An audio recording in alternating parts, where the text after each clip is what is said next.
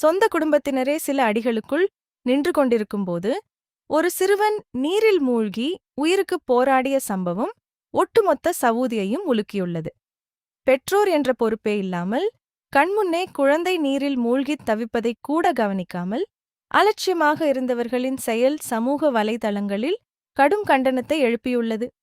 கடந்த ஆகஸ்ட் 22, 2026 அன்று ஜித்தாவில் நடைபெற்ற இந்த கொடூர சம்பவத்தில் சான்றளிக்கப்பட்ட உயிர்காப்பாளர் மற்றும் பயிற்சியாளரான வாலித் அல்-ஒதைபி மின்னல் வேகத்தில் செயல்பட்டு அந்த சிறுவனின் உயிரை காப்பாற்றியுள்ளார்.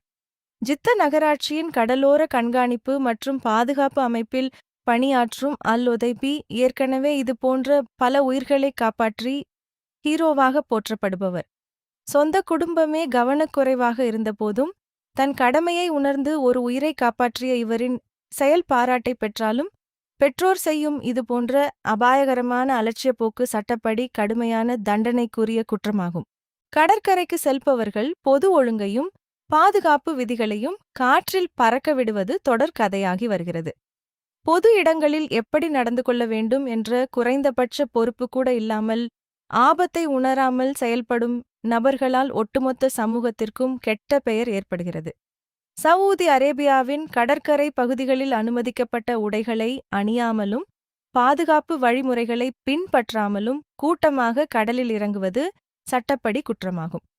நகராட்சி மற்றும் கடலோர பாதுகாப்பு படை வகுத்துள்ள விதிகளை மீறுபவர்கள் மீது கடுமையான அபராதமும் சட்ட நடவடிக்கைகளும் பாயும் என்பது உறுதி. இதுபோன்ற பொறுப்பற்ற செயல்கள் பொதுமக்களின் பாதுகாப்பிற்கு அச்சுறுத்தலாக அமைவதுடன் சட்டத்தின் பிடியில் உங்களை நிறுத்தும் என்பதில் எந்த சந்தேகமும் இல்லை. சவூதி அரேபியாவில் வாழும் தமிழ் மக்களுக்கான தினசரி செய்திகள் மற்றும் முக்கிய தகவல்களை உடனுக்குடன் தெரிந்து கொள்ள சவுதி தமிழ் அசோசியேஷனை மறக்காம ஃபாலோ பண்ணுங்க. வீடியோ பிடித்திருந்தால் லைக் பண்ணுங்க, ரொம்ப பிடிச்சிருந்தா உங்க ஃப்ரெண்ட்ஸ்க்கு ஷேர் பண்ணுங்க. அடுத்த நல்ல வீடியோவில் உங்களை சந்திக்கிறேன்.